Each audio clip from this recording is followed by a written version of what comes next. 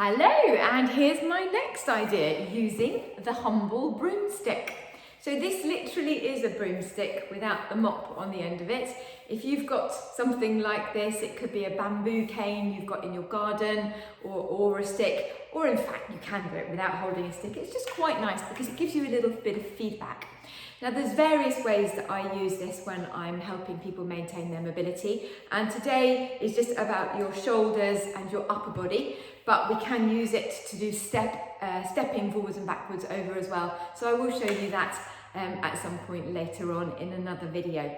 Once again, please remember that you're doing this exercise and mobility at your own risk. So if you have got bad shoulders, if you had got a bad neck, and what I'm doing is something that you're not generally comfortable with, then please don't do it. But it's for those of you who are comfortable with this range of movements. So hopefully every time you watch these videos, even if you don't do them, you'll get a little bit of some information from them as well. Okay, so here I am with my humble broomstick. I'm just going to step back a little bit so that you can see me. And I started by standing with my feet hip width apart.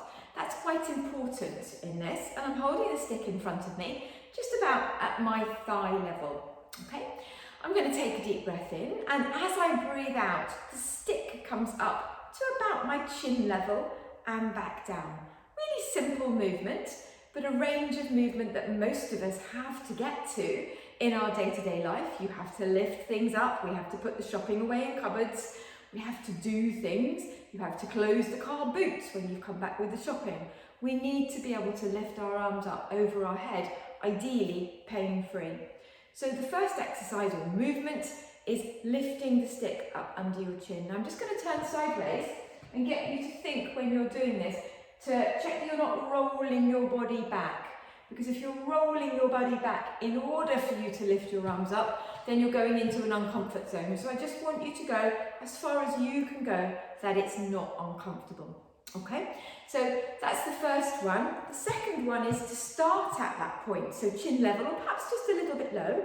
And you can see I'm still standing with my feet hip width apart.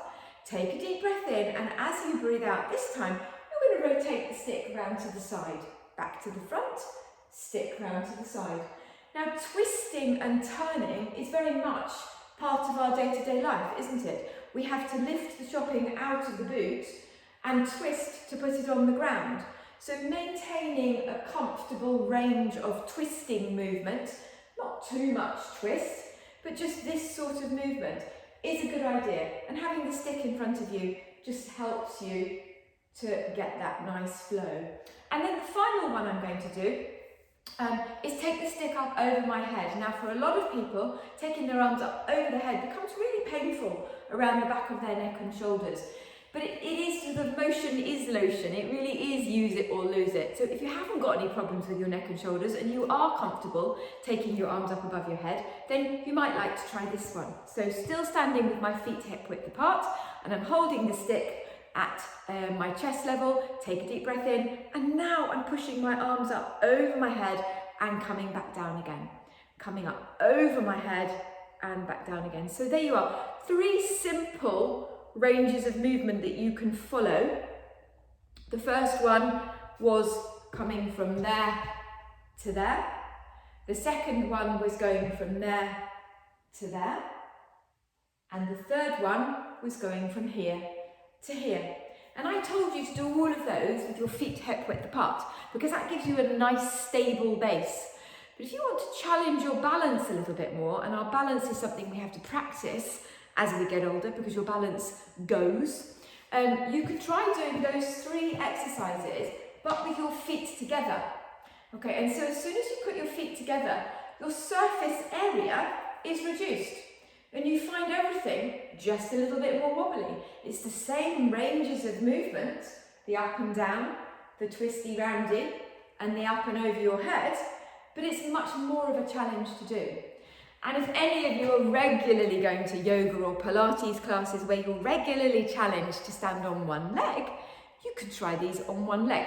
You can do that in one of various ways, or one of 2 ways.